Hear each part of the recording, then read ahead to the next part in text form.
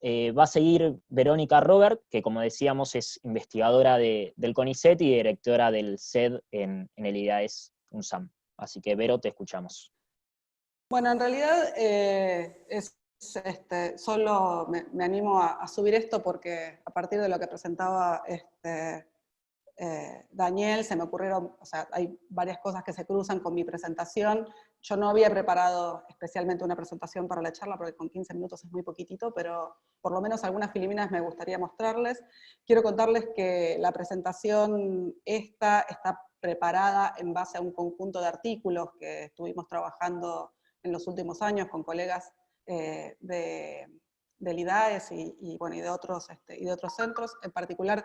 2 artículos que indagan justamente la cuestión y la relación entre estructura productiva y desarrollo, que es lo que está hablando Daniel, pero mirado ya desde el problema de los servicios en particular si los servicios pueden ser o no un nuevo driver al desarrollo económico, y también, bueno, un artículo acerca del sector de software y servicios informáticos como sector paradigmático de lo que sería la industria intensiva de conocimiento hoy en Argentina, aunque sabemos que hay otros sectores de servicios intensivos en conocimiento de fuerte crecimiento en la región y en el país, pero me parece que este es como bastante importante para mencionar. Entonces, en primer lugar, ¿qué es lo que pensamos cuando pensamos en servicios y en manufactura, ¿no? ¿Qué es lo que se nos viene a la mente? Bueno, toda la formación que hemos tenido como economistas y diversos profesores nos han inculcado a lo largo de los últimos años, la estructura productiva sabemos que tiene un impacto muy significativo sobre y en particular el sector de la industria manufacturera, un rol preponderante en el desarrollo económico. Y eso lo hemos visto en autores que van desde post-keynesianos y el estructuralismo latinoamericano, que justamente tiene que... vean, entonces les estaba diciendo que a lo largo, la literatura, ya sea post-keynesiana y estructuralista, nos ha mostrado la importancia de la industrialización en el desarrollo económico. La literatura de la teoría de la innovación y el cambio tecnológico también ha mostrado la relación entre industrialización y desarrollo económico, asociada esta vez a las oportunidades de innovación que están en el sector industrial, ¿no? En la industria manufacturera en particular. Pero incluso, decía, la literatura neoclásica ha señalado que los servicios tienen en general menor productividad que la industria manufacturera, y que justamente eso va a conducir a lo que Baumol denominó una enfermedad de costos, que implica que una especialización con fuerte concentración en servicios tiene un efecto negativo sobre la productividad agregada, dada las características de los servicios de no ser acumulables, no ser estandarizables, tener, digamos, la imposibilidad de separar el consumo de la producción, entre otras cosas. Es decir, hemos estado trabajando, ¿no? Y tenemos una cabeza en la cual industria y desarrollo, industria manufacturera y desarrollo van absolutamente alineadas y de la mano. Sin embargo, ¿qué es lo que vemos recientemente? Vemos que hay una fuerte caída del empleo industrial y del empleo agregado industrial en el mundo, que hay un crecimiento de la productividad de los servicios, que hay una deslocalización de las actividades manufactureras hacia países asiáticos, y también vemos que empieza a haber emergentemente una mayor actividad de innovación en el sector de servicios. Toda esta nueva evidencia sobre servicios y crecimientos nos debería llevar a pensar si una especialización en servicios no pasaría a ser ahora una alternativa viable para muchos países, incluido la Argentina, ¿no? Y de hecho han empezado a emerger muchas voces argumentando que una especialización en servicios resulta muy atractiva para países como la Argentina. Entonces, un poco lo que nos hemos estado trabajando en 2 de los artículos en los que baso esa presentación, en indagar un poco acerca de esta pregunta. ¿Es cierto que una especialización en servicios es atractiva para países como la Argentina? Bueno, ahí tengo algunas filiminas que muestran algunos datos. En particular acá vemos qué es lo que está sucediendo con la participación del empleo y el valor agregado industrial en países centrales a lo largo del tiempo, y lo que vemos claramente es una fuerte caída tanto del valor agregado como del empleo industrial, pero claramente una fuerte caída fundamentalmente del empleo industrial en los países centrales. También vemos que lo que también implica una trayectoria particular de desindustrialización de los países centrales, también lo que vemos es una creciente productividad de los servicios. Fíjense, aquí tenemos la productividad de la industria manufacturera con un relativo estancamiento después de la crisis, o una menor tasa de crecimiento después de la crisis del 2008, y vemos que a la par hay un cambio en la tendencia en la productividad de los servicios, en particular los servicios de información y comunicación, ¿no? Con una tendencia que venía en una tasa de crecimiento de alrededor del 1%, que pasa alrededor del 4.5% de crecimiento anual acumulativo. La deslocalización, que ya conocemos, e incluso aquí tenemos qué es lo que sucede con la innovación en las diferentes ramas industriales. Y también aquí lo que vemos es que la innovación en servicios, si bien ha estado creciendo, acá justo la está tapando aquí, no sé, probablemente ustedes lo vean, ¿no? También vemos que a pesar del crecimiento que se viene observando en la innovación en las actividades de IT, también vemos, como lo que decía Daniel, de que sigue estando muy, pero muy fuertemente concentrado en la actividad manufacturera. Entonces, un poco con estas cuestiones en mente, nosotros nos preguntamos justamente esto de si una especialización basada en recursos naturales y servicios es una especialización interesante para un país como la Argentina, y qué valor tendría ese tipo de especialización. Sin ahondar demasiado en otros detalles, déjenme mostrarles que lo que decía un poco también Daniel sobre el gasto en investigación y desarrollo, gasto privado en investigación y desarrollo, en diferentes tipos de servicios, en diferentes tipos de países, y lo que ustedes pueden ver acá es que la manufactura basada en ciencia sigue concentrando fuertemente el gasto en investigación y desarrollo,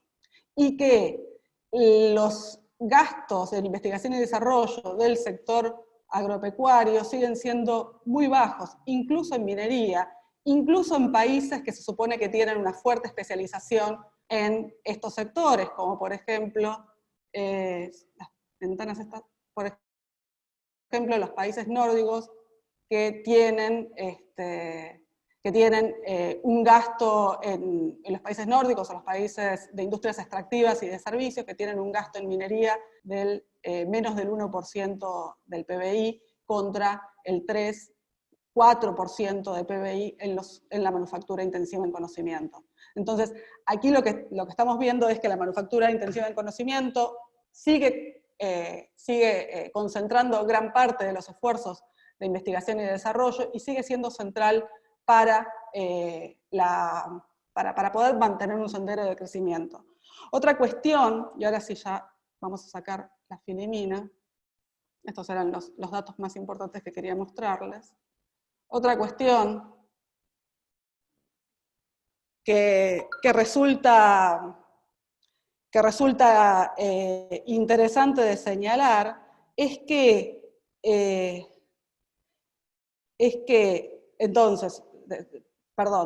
recapitulando, lo que vemos es que hay una desindustrialización, tanto en países centrales como en países periféricos, pero esa desindustrialización ha sido selectiva, es decir, los países centrales se han ido de las ramas industriales de menos intensidad en conocimiento y han mantenido una fuerte especialización en sectores intensivos en conocimiento. De la mano, han crecido la participación de los servicios intensivos en conocimiento. Sin embargo, en otros trabajos mostramos que esa mayor especialización en servicios intensivos en conocimiento solo se logra en países que hayan tenido altos niveles de industrialización previa. Es decir, no es posible lograr una especialización en sectores intensivos en conocimiento sin haber desarrollado una industria manufacturera sobre la cual estos sectores aprendieran a lo largo del tiempo.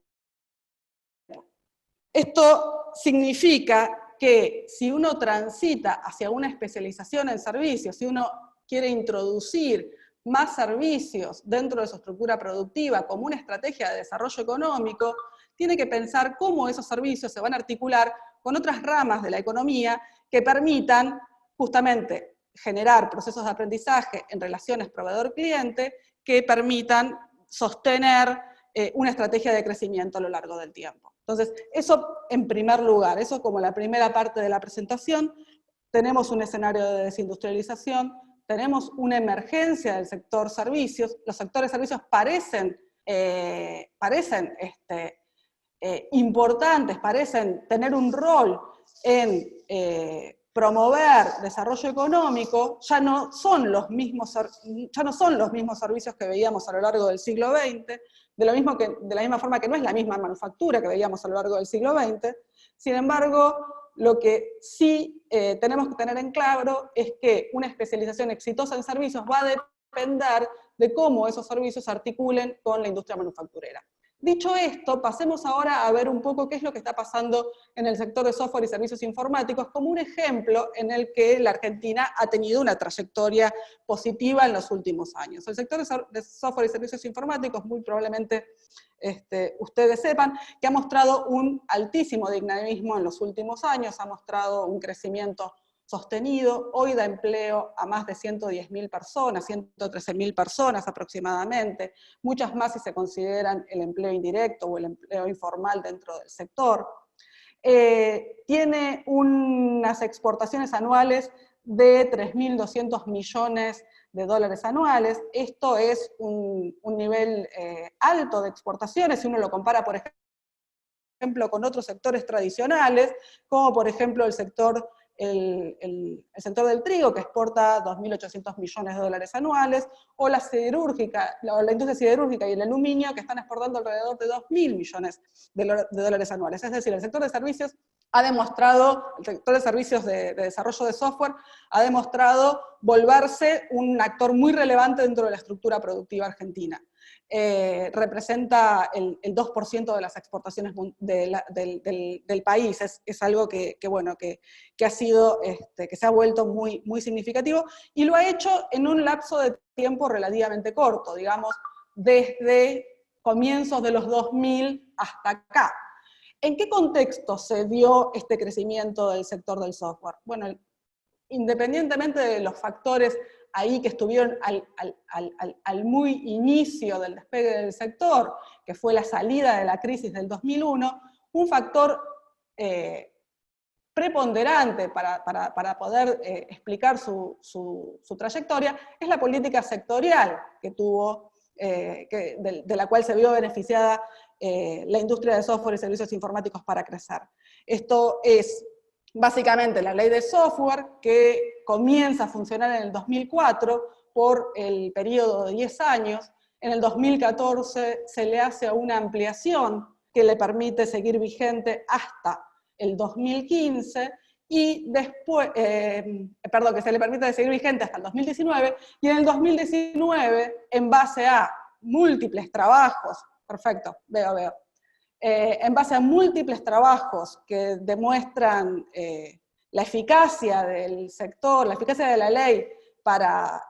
explicar la dinámica del sector, se ha decidido extenderla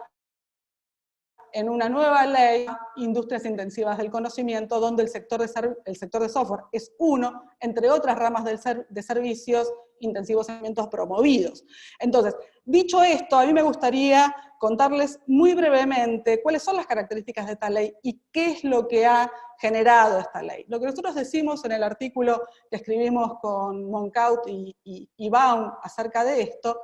es que la ley ha sido muy exitosa para generar un sector exportador, pero ha sido menos exitosa en lograr una verdadera articulación productiva entre el sector de software y servicios informáticos y la industria nacional. Lo que, a la luz de lo que comentaba antes acerca de las posibilidades de desarrollo basadas en servicios intensivos en conocimiento, puede significar un riesgo potencial. ¿Por qué? Porque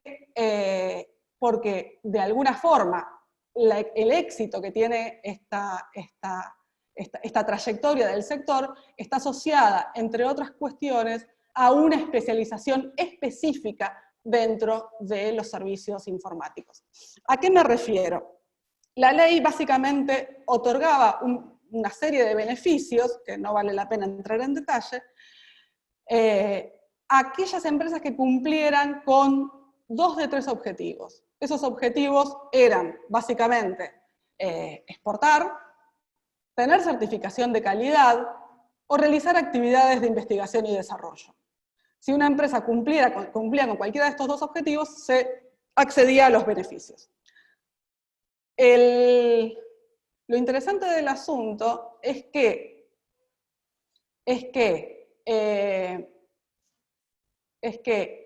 estos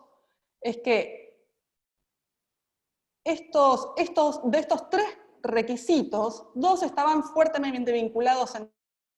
entre sí. ¿Por qué? Porque la forma en que despliega el sector está asociada a un creciente proceso de terciarización de la actividad de software y servicios informáticos a nivel global. Es decir, empresas en países centrales empiezan a subcontratar desarrollos de servicios en países periféricos. Y Argentina empieza a insertarse en ese mercado global de delivery de software, ¿no? De la mano también de una ley que justamente promocionaba la exportación de servicios de informática. Por lo tanto, la mayor parte de las empresas entra a la ley exportando y certificando calidad. ¿Por qué? Porque a exportar un servicio cuya posibilidad de estandarización es muy complicada, la certificación de calidad ofrece a la empresa contratante un estándar mínimo de calidad y un estándar mínimo acerca de la previsibilidad dentro del proceso de desarrollo de software. Entonces, como decimos un poco en el artículo, la ley fue muy exitosa para insertar a la Argentina como exportadora en un contexto particular de outsourcing global de software y el resultado que nos dio es el que estamos viendo. Ahora, ¿qué significa esto en términos de, ¿qué significa esto en términos de oportunidades para el sector?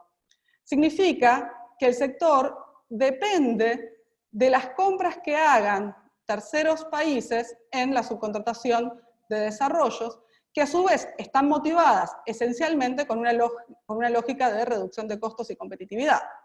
Por lo tanto, la pregunta que nos queda es cómo hacer para tener una inserción internacional más sofisticada en el sector de software y servicios informáticos, que implique, entre otras cosas, la exportación de productos y no la exportación de servicios a medida. Ahí nos parece que es muy importante prestar atención a la nueva ley de servicios intensivos en conocimiento, la nueva ley de la industria intensiva en conocimiento, porque en realidad parecería dar una marcha atrás en relación con los objetivos, con un objetivo de desarrollo. En tanto, el requisito de investigación y desarrollo pasa a ser un requisito optativo porque se puede suplementar con capacitación. Entonces, lo que quiero concluir es que para tener un sector de servicios intensivos en conocimiento competitivo, es necesario articularlo más con la estructura productiva nacional. Todos los países que tuvieron una desindustrialización madura, una desindustrialización exitosa, todos los países en los que creció el sector de servicios con aumentos de productividad, lo hicieron sobre la base de un sector de servicios que proviera de sus servicios a la industria local. Nosotros requerimos una mayor articulación entre el sector de software y la industria local, de la misma forma que vamos a requerir esa articulación entre otros sectores de servicios y la industria local. Así que, bueno, para poder cumplir con los tiempos voy a culminar aquí y quedo abierta a preguntas más adelante. Bueno, muchas gracias, Vero. Vamos a escuchar ahora a Roberto Adaro, que como decía es responsable de Relaciones Internacionales del Ministerio de Agricultura, Ganadería y Pesca y asesor de gabinete en la Auditoría General de la Nación. Roberto, creo que tenés un PowerPoint, no sé si lo podés pasar vos desde ahí o si querés que lo pasemos nosotros.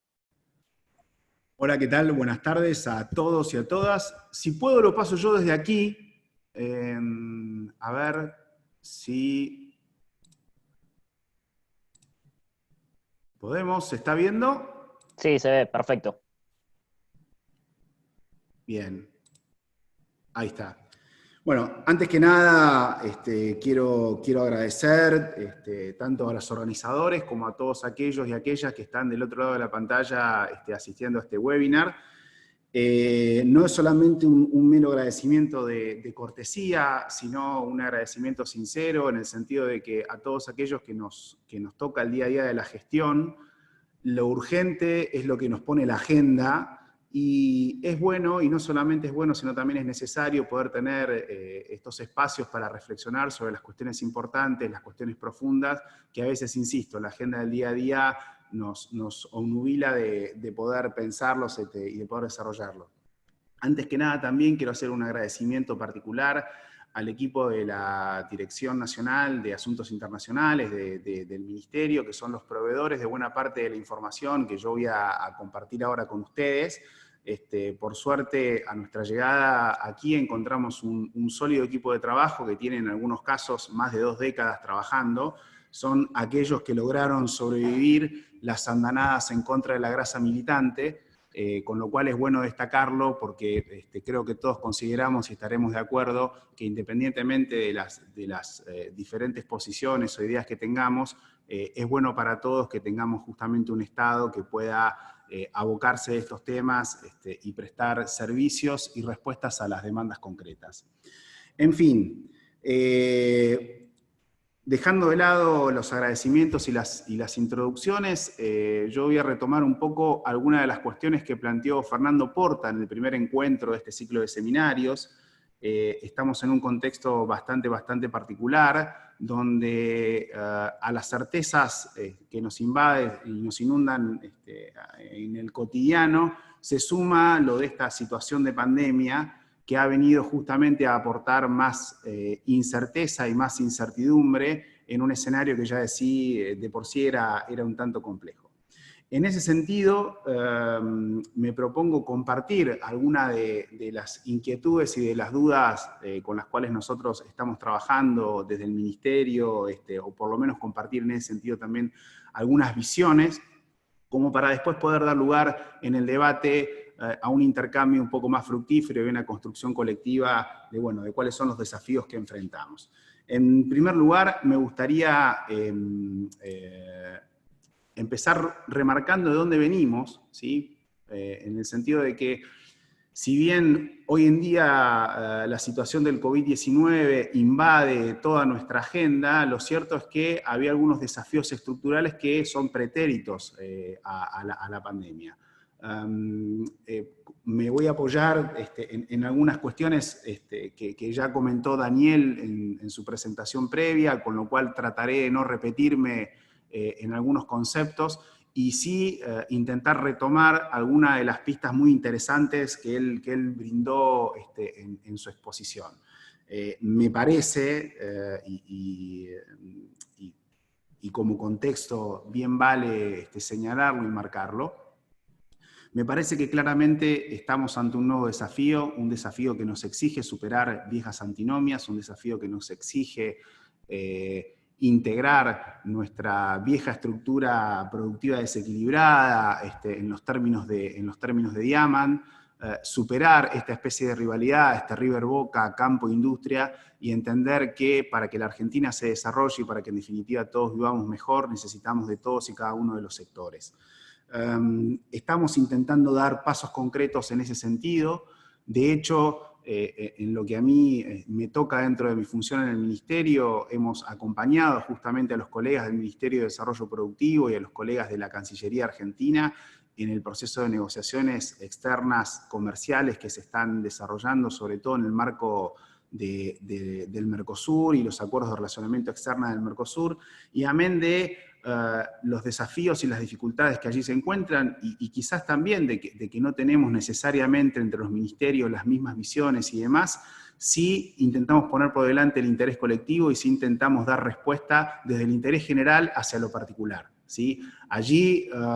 de ninguna manera nosotros vamos a avanzar en cuestiones que tengan que ver con un beneficio para los sectores que nos toca regular, en este caso la agricultura, la ganadería y la pesca, si eso perjudica al sector industrial, y es justamente en ese intento de equilibrio dinámico donde me parece que podemos dar muestras concretas de la superación de esta grieta de la cual hablaba Daniel. Pero bueno, sin más preámbulos,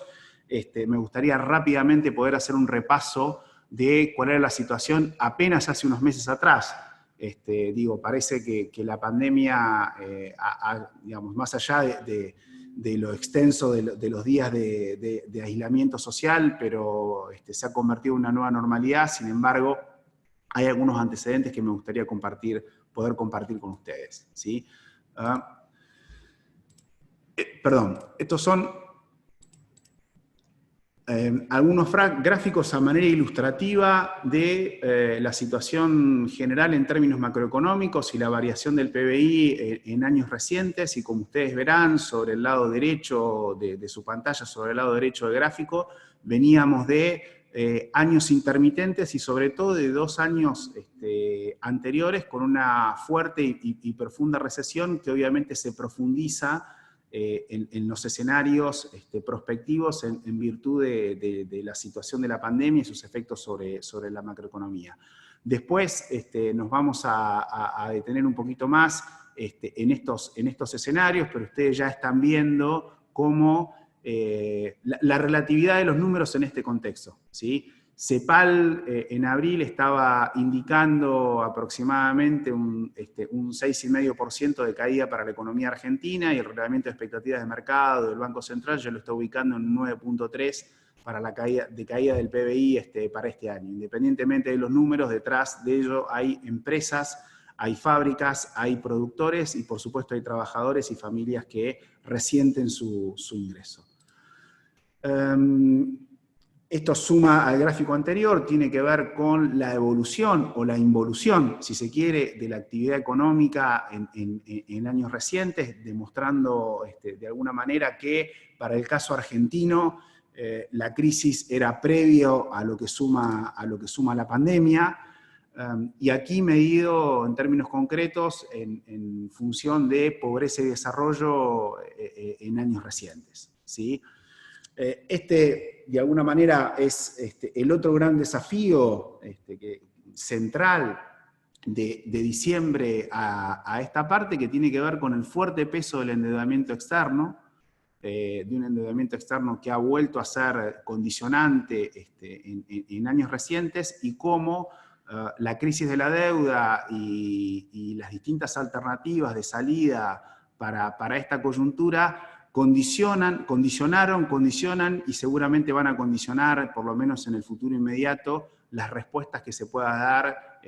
incluso desde las políticas sectoriales o de las políticas productivas.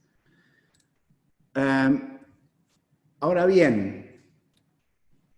pasado estos datos meramente ilustrativos relativos a la situación macroeconómica general, me gustaría poder compartir algunas cuestiones particulares vinculadas con el sector agroalimentario. Estas eran algunas de las proyecciones que nosotros hacíamos en un escenario previo a la pandemia, ¿sí? Y aclaro esto porque,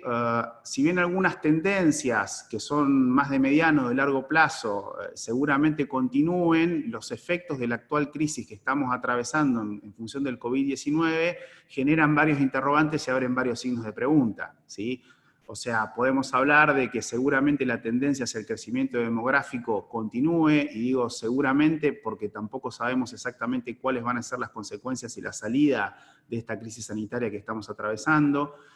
muy probablemente ese crecimiento demográfico traccione la demanda de alimentos, y eso, por lo menos para nuestro sector en la Argentina, puede ser visto como una buena noticia, de la misma manera que esta tendencia que se venía observando respecto de la urbanización y el aumento de la clase media. No obstante, algunas señales de alarma, como el hecho de que el comercio mundial venía ya ralentizado previo a el inicio de la actual fase de crisis en el marco de la pandemia. ¿Sí? En lo que tiene que ver con las exportaciones argentinas y específicamente las exportaciones agroindustriales, pensemos que en un marco de restricción externa condicionada fuertemente por el nivel de endeudamiento y los gráficos que veíamos recién, la posibilidad de obtener dólares genuinos para una economía como la nuestra se ha vuelto una cuestión central y fundamental. Todos tenemos como mandato, desde que cruzamos la puerta del ministerio, poder contribuir a paliar la restricción externa generando más dólares vía exportación. Ahora bien, lo concreto es que a pesar de que el sector agroalimentario provee 6 de cada 10 dólares por exportaciones que ingresan a Argentina, lo cierto es que nuestras exportaciones se han visto relativamente estancadas, por lo menos del 2011 a esta parte, y no solamente en términos propios, o sea, en términos absolutos respecto a las exportaciones, sino que incluso han demostrado una leve caída en términos relativos respecto del Producto Bruto interno, tal como demuestra el gráfico que se ve en la parte inferior de la pantalla. ¿Sí? Ahora bien, nos enfrentamos también con una concentración múltiple que en este sentido también constituye un desafío a resolver, o por lo menos a generar algunas medidas que vayan en un sentido contrario en los años recientes, o mejor dicho, en los años próximos, en lo que tiene que ver con la gestión que nos toca. Dentro de esa matriz de exportaciones agroalimentarias argentinas, vemos primero que hay una concentración en muy pocos productos. Como dice la Filmina, 10 productos explican casi el 70% de las exportaciones agroindustriales. ¿Sí? 2/3 prácticamente está concentrado en 2 complejos, en el complejo sojero y en el complejo cerealero. ¿Sí? 8 destinos explican más del 60% de lo que nosotros exportamos, ¿sí? Y 1 o 2 productos se llevan la mayor parte de las exportaciones a esos principales destinos a los cuales nosotros les exportamos, ¿sí? Como dato extra, podemos ver también que si uno pudiera abrir esos datos en términos regionales hacia fronteras adentro de nuestro país, uno podría observar que la región pampeana es la que concentra el mayor valor de las exportaciones agroalimentarias argentinas, con lo cual tenemos un fuerte desafío de desconcentración y diversificación, no solamente en términos de producción y de productos, sino también en términos de nuestros destinos y en términos de las regiones donde se origina esa producción. ¿Sí? Esto, digamos, algunas de las imágenes que siguen ahora dan cuenta de la tendencia y los trabajos recientes que se han hecho y que se vienen sosteniendo aquí en el Ministerio, en lo que tiene que ver con la apertura de nuevos mercados para nuestra producción. Y aquí bien vale poder hacer una aclaración. A diferencia de lo que sucede con otros sectores, las negociaciones comerciales en materia agroalimentaria tienen que atravesar dos grandes desafíos o 2 grandes barreras. No solamente lo que tiene que ver con la negociación netamente comercial, sino también con la negociación sanitaria, ¿sí? Que en muchos casos se vuelve una medida o una restricción en términos pararancelarios. Con lo cual, insisto, sin ser peyorativo, a veces pareciera que resulta más fácil vender fierros o aparatos que lo que le resulta a alguno de nuestros productos primarios poder insertarse en el exterior, más allá de las cuestiones de competitividad que todos conocemos de nuestros países y los países de la región. ¿Sí? No obstante eso, en el último tiempo ha habido un acelerado proceso de negociaciones en materias de aperturas y de reaperturas con diversos países en todas las regiones de nuestro mundo, No obstante, como ustedes verán aquí, más allá de estas negociaciones culminadas y demás, el negocio efectivo, el comercio efectivo, las transacciones concretas que hay, amén de esas negociaciones comerciales culminadas, son muy bajas, ¿sí? Con lo cual, allí estamos trabajando en conjunto con las áreas internas del Ministerio y con la Cancillería, y seguramente en un futuro también nos gustaría poder hacerlo con los colegas del Ministerio de Desarrollo Productivo, tratando de racionalizar y priorizar este marco de negociaciones y demás, no solamente para poder trazar prioridades que nos permitan direccionar mejor las energías y los recursos del sector público, que siempre son escasos, sino también para poder aprovechar mejor las oportunidades que tenemos y concentrarnos en aquellas que, en definitiva, hagan a nuestro interés, que multipliquen valor, que nos permitan diversificar, o sea, que nos den respuesta a alguna de las interrogantes y desafíos que tenemos por delante. Esto es un ejercicio que empezamos a hacer este año, que les propusimos desde la gestión, cuando nosotros recién llegamos. El equipo del área internacional del Ministerio está muy bien que así sea, muy enfocado en lo que tiene que ver con la promoción de las exportaciones de nuestro sector, y nosotros les empezamos a preguntar por la SIMPO, ¿sí? Teniendo en cuenta algo de lo que comentaba Fernando Porta en las primeras de las charlas de este ciclo de seminario, respecto de ver cuáles son las divisas netas, ¿sí? Y allí podemos ver que el sector agropecuario demanda aproximadamente el 10% de las importaciones totales de la Argentina. Y de ese 10%, la mitad del 5% corresponde a productos netamente agropecuarios y el otro 5% corresponde a bienes de capital o insumos que hacen a la producción agropecuaria. Aquí podemos ver una información un poco más desagregada respecto de cuáles son esos productos. Uno puede ver aquí la porción celeste, el gráfico de torta a la derecha, en lo que tiene que ver con productos agro, y va a notar que una parte importante tiene que ver con semillas y frutos. Algunas de esas semillas tienen como destino final la industrialización en Argentina, tanto sea para la producción de pellets, harina o aceite. Y si vemos el sector, digamos, el gráfico de la izquierda, en lo que tiene que ver con insumos industriales, vamos a ver camionetas, fertilizantes, vehículos para transporte, donde, no es solamente el sector agropecuario el que demanda estos bienes, pero sin lugar a duda el sector agropecuario participa de manera importante en esta demanda, con lo cual aquí tenemos bastante trabajo pendiente por delante con los colegas del Ministerio de Desarrollo Productivo, si es que pensamos avanzar hacia una sustitución de importaciones inteligente en esta etapa que estamos transitando. Aquí simplemente algunos datos de los productos que estamos importando. Y ahora bien, ¿cuál es el escenario al cual nos enfrentamos en este mundo atravesado por la pandemia del COVID-19? ¿Sí? En principio, algunas proyecciones de comercio internacional que, insisto, con la salvedad que comentaba anteriormente, tomemos con pinza y de manera muy relativa a los números, no solamente porque son proyecciones que se van ajustando día a día, sino porque más allá de esos números agregados, lo importante también es poder medir los impactos y las consecuencias, sin olvidar que detrás de esos números, insisto, hay personas, familias, unidades productivas y demás, que no es una cuestión menor. Pero aquí vemos algunos escenarios de la OMC, donde en un escenario optimista se prevé para el 2020 una caída de casi el 13% del comercio internacional, y para un escenario pesimista una caída del 32% del comercio internacional. Estos números son de abril, OMC no los ha ajustado, pero en virtud de cómo ha evolucionado y de las restricciones que continúan, uno podría aventurarse que seguramente a final de año veamos números peores que estos, ¿sí? Aquí vemos lo que tiene que ver con la caída de exportaciones, específicamente para América Latina, y también se prevé una fuerte caída en este sentido. Vale aclarar que buena parte de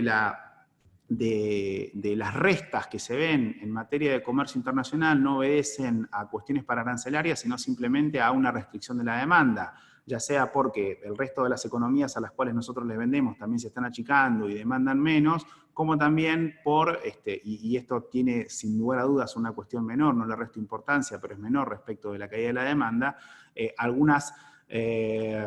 nuevas dificultades que se han sumado en virtud de que las plantas están trabajando con personal reducido en función de los protocolos sanitarios, se han hecho más lentos algunos tiempos y permisos en lo que tiene que ver con la habilitación de exportaciones y demás.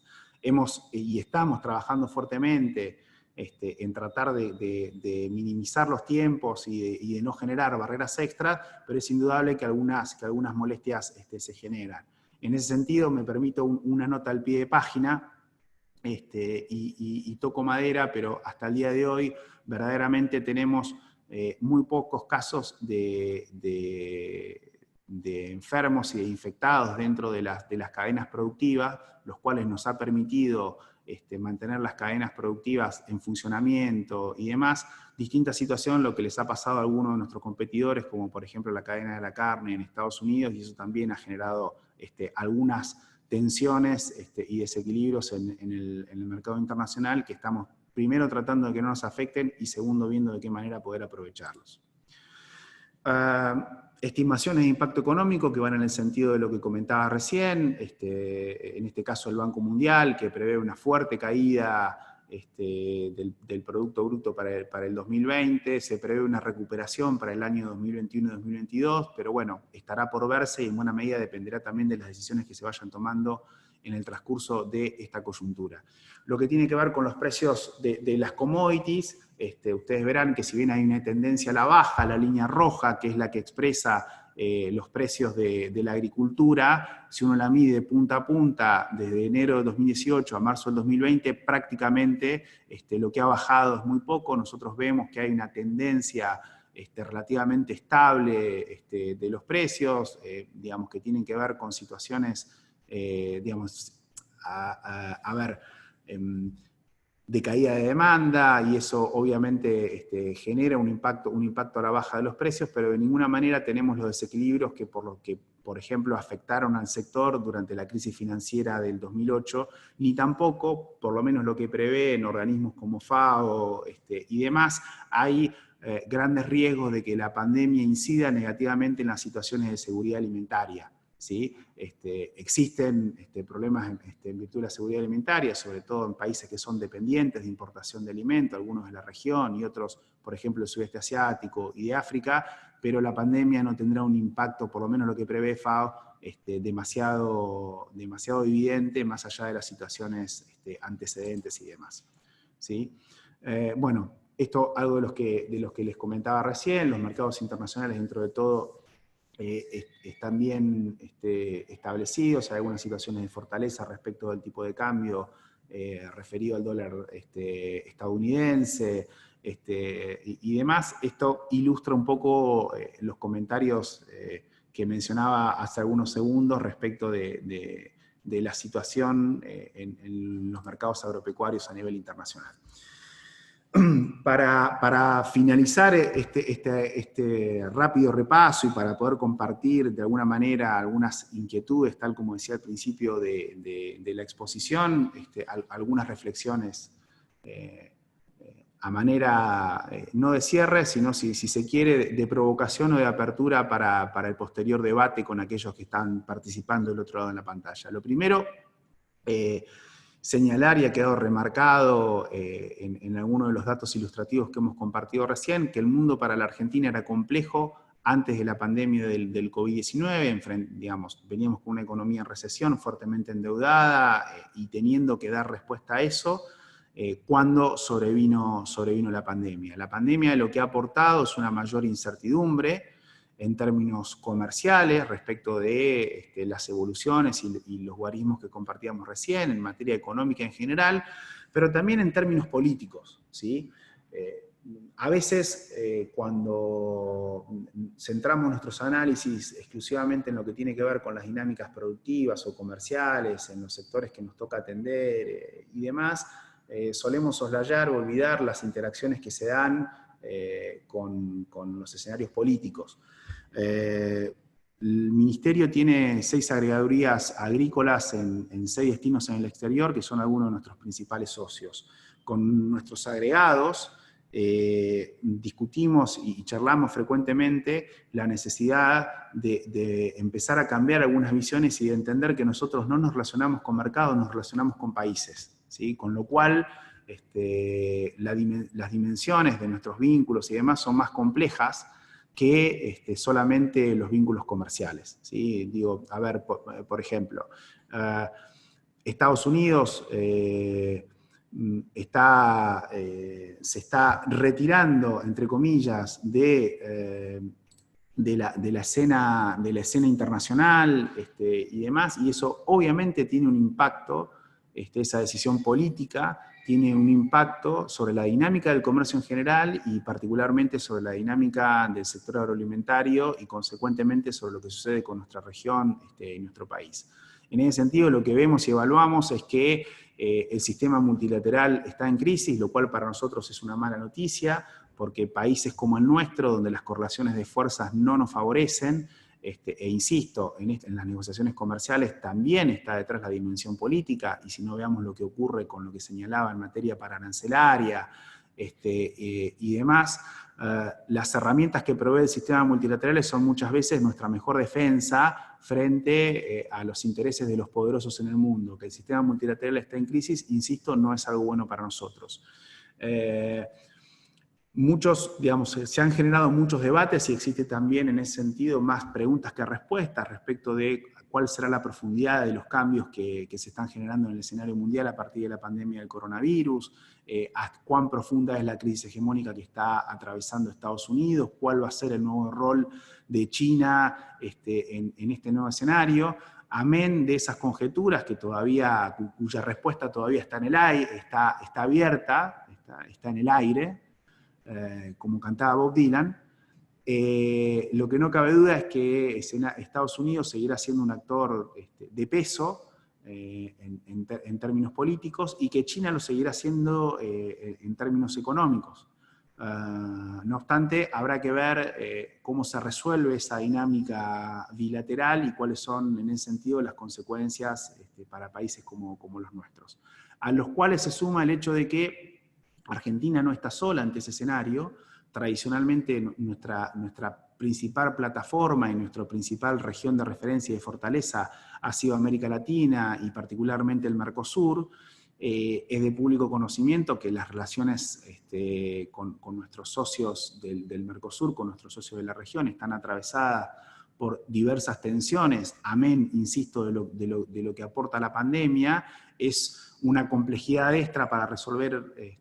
hacia nosotros en el marco de este escenario. En virtud de esto que comentaba recién, de lo que se prevé, de achicamiento de la economía en general y de cada una de las economías nacionales, principalmente las economías de los países centrales, y una recuperación lenta, tal como comentaba también Fernando Porta en la exposición inicial, es dable agregar los signos de pregunta a la posibilidad de una salida exportadora. Sin ninguna duda, nosotros tenemos como objetivo, insisto, hacer crecer y diversificar y hacer crecer incluso un valor agregado en nuestras exportaciones, pero no es un escenario fácil para poder hacerlo, porque por más que mejoremos la oferta, si la demanda internacional no tracciona, no vamos a tener a quién venderle. De más está decir que es un escenario internacional muy dinámico, que nosotros estamos reclamando de parte de los organismos internacionales en los cuales somos parte. Ese mensaje hemos llevado a las reuniones del G20 en las cuales hemos participado, como así también a los distintos foros regionales en los cuales hemos tenido oportunidad de reunirnos en el marco de la pandemia. Es fundamental y necesario que estos organismos que aún hoy perviven, más allá de la crisis y de la debilidad que están atravesando, se puedan poner al frente en lo que tiene que ver sobre todo con la previsión y la perspectiva de los escenarios a futuro que se abren a partir de la incertidumbre que plantea esta crisis, ya que desde los estados nacionales estamos en la trinchera y en la respuesta o en el intento de solución día a día a partir de los múltiples desafíos que nos impone la situación crítica actual. En definitiva, insisto, un escenario con más incertidumbres que certezas, pero que requiere de nosotros, si se quiere, una doble respuesta. La necesidad de poder responder en materia de los desafíos que nos presenta la coyuntura, en materia de